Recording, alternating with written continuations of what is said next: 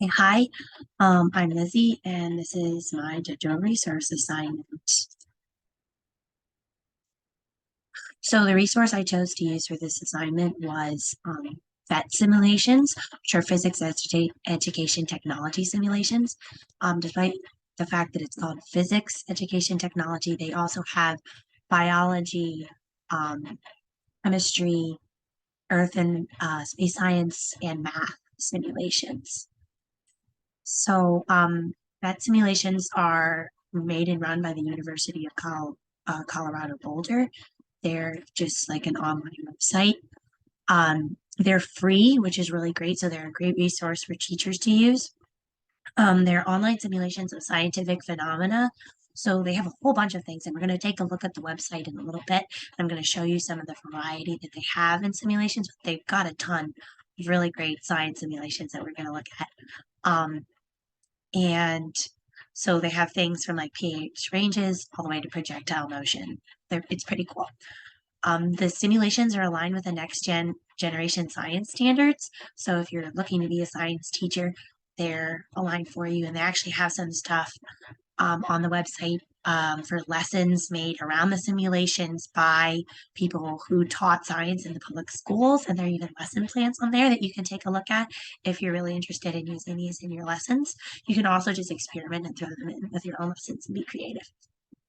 Um, so the simulations are a great equitable opportunity for students to explore science and math because they're free, they're easy access. You can use them both on your computer or on your phone, and they're not super internet heavy. You do have to have the internet to operate them, but it's not like a big internet um, use, so you can use them without a super good connection.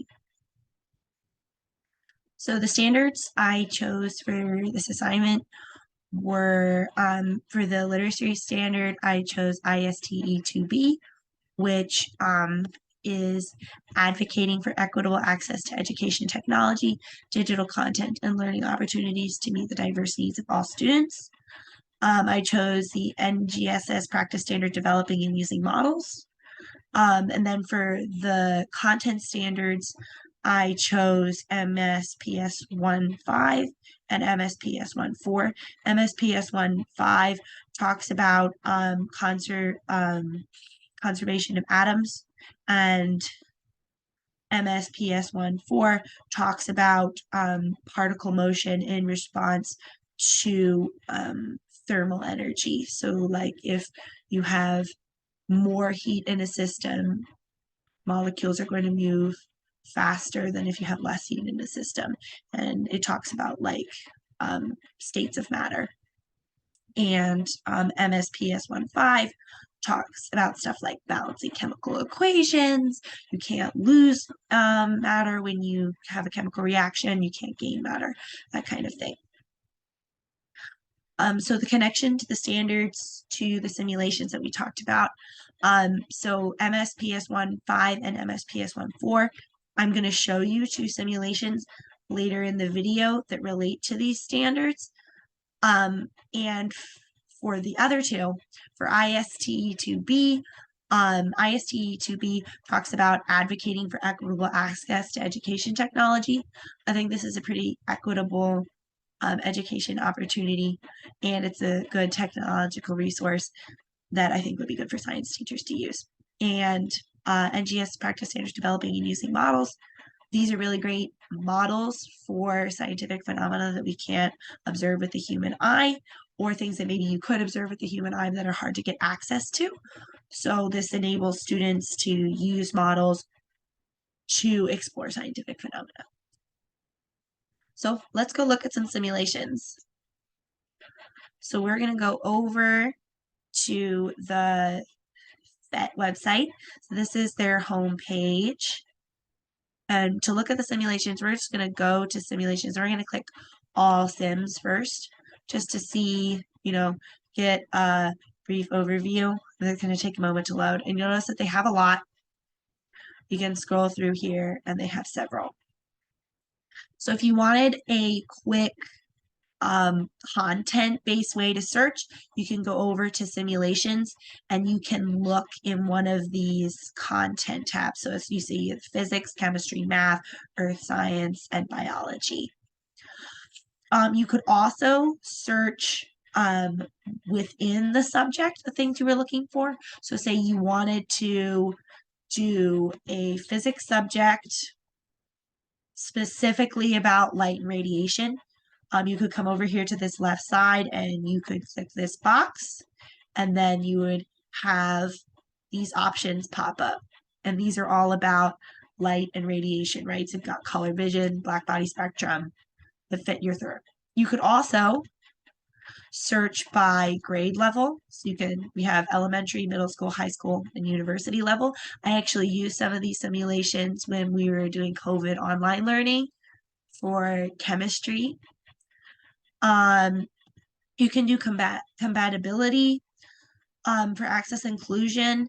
They have alternate inputs you can put in here, and some of these are things like you can modify sound, or you can have the instructions read to the student, which I think is pretty cool. And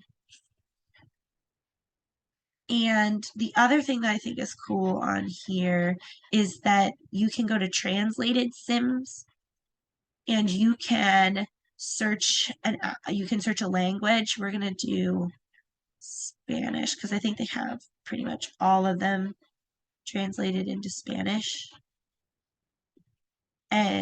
But there are a bunch of them that are translated into a bunch of different languages, and you can then access all of the simulations translated into that other language. So if you have a student whose primary language is a language other than English, who would like to do the simulation in their native language, then this is also an option for them, depending on which simulation you use and what their primary language is. Okay, so we're going to go back to translated sims, we're going to go back to English.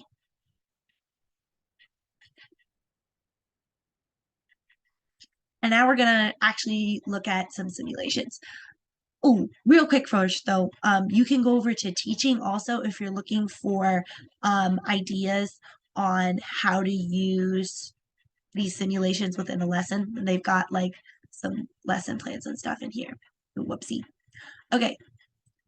So if we're going to look at two chemistry simulations that relate to the NGSS content standards I chose.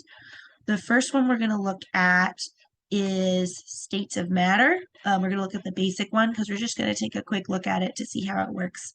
So you click on the simulation and it pops up this. There are some sample learning goals, the topics covered, and the requirements to run this. You see it runs on iPads and Chromebooks. Okay, and then you can hit play. Give it a minute to load. Okay, we're going to do phase changes, but you could do states if you wanted to, depending on what you wanted to teach. So in this simulation, the idea is that you're starting with a solid, and you have this thermometer here that shows the temperature.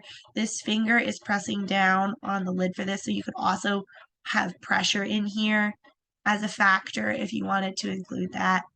But you could also just make it about temperature for phase changes, because you can cool down the temperature or you can increase the temperature. How I'm doing this is I'm just clicking with my mouse on this little slider bar and I'm pulling it up and down. So if you watch, if I heat up the molecules using the fire, then we slowly can transition from a solid like we had a minute ago to a gaseous state. And this happened really quickly because the element we're working with, if you look up or towards the upper right, is neon.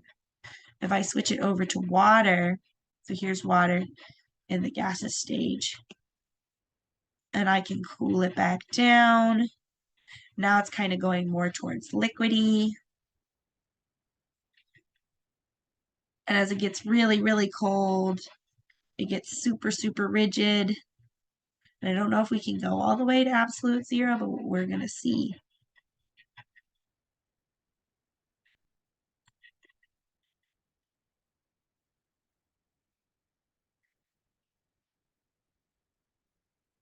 So apparently the lowest you can go is 2.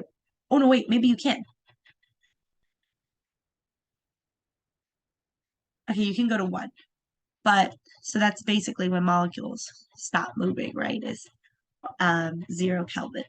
So you can show a variety of things here for how the molecule movement changes, because sometimes that can be a difficult concept for students to grasp, because they can be like, well, I've seen ice melt, I've seen puddles disappear, so I can kind of get how that might happen, but it can be somewhat confusing to think about how molecules are bouncing around within those spaces. So this kind of simulation can be helpful. We're going to go back, and the next simulation we're going to look at is one on the conservation of atoms. This one over here called reactants, products, and leftovers. So same deal, it's got some sample learning goals, some topics. I'm going to click on this one.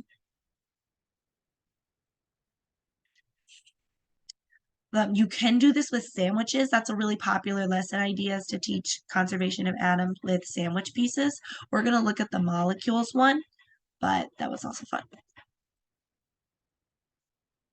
Okay, so I actually really like this setup.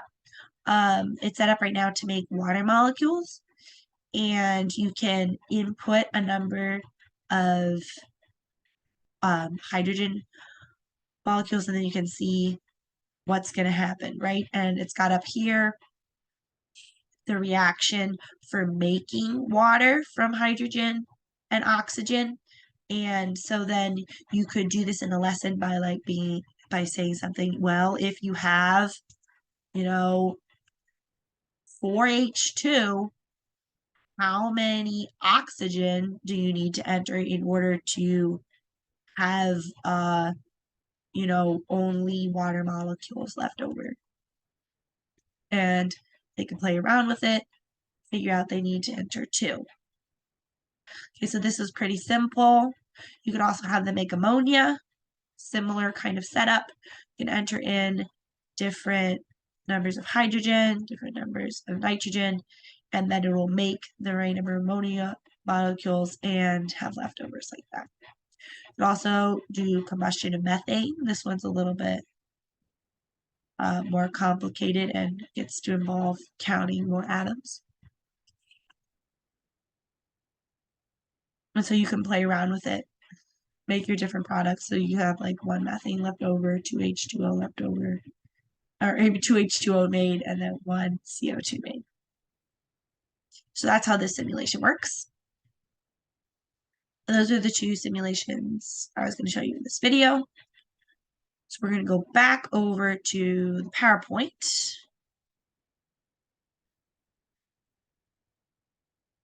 So you can use these simulations in a lot of different ways in my content area, because obviously my content area is science. Most of them are science simulations. So they do have some math simulations on there also. So you can use these as a math teacher, and they're pretty fun and interactive way for kids to get math concepts. So they're directly related to the Next Gen Science Standard, so it's very easy to throw them into a lesson. An example that I could give based off of one of the simulations that we went over specifically, I could have a lesson where the students did a lab where they determined the melting and boiling point of water using hot plates and ice samples, right? And then you melt it, and then you keep heating it until it starts boiling, and you record the temperatures. And then I could show them that first simulation about the phase changes, and they could look into that, and they could see how the molecules were interacting with one another during those temperatures that they recorded. So they could see, well, this is what the molecules, how they were interacting when they were in a solid ice form, how they were interacting in the melted form, and how they were interacting when they were boiling. So that could be one example of how you could use it. You could also use these simulations as the lab for your class, depending on what you were looking at. They could be the lab, or you can use them in addition to a lab as an engagement activity, really versatile. So they use multiple literacies in these simulations. There's science vocabulary in the instructions. So things like reactants and products, atoms, phase diagrams, etc. They use a lot of science vocabulary. Science pictures are using, so like there are pictures of scientific equipment, and students have to be able to figure out how to interpret those and how to use the controls, because part of literacy, right, is being able to understand what's presented to you beyond just like written text. So those pictures and those simulation controls are also important. There's also some exposure to lab protocol and procedures. Some of the simulations you can do are set up to do more as a lab with procedures, that you follow a list of procedures given to you in the simulation in order to reach a goal. So there is, on some of the simulations, more of exposure to lab protocol and procedures. And here is my citation. Okay, thank you. And that's all I have. So I'm going to stop the recording.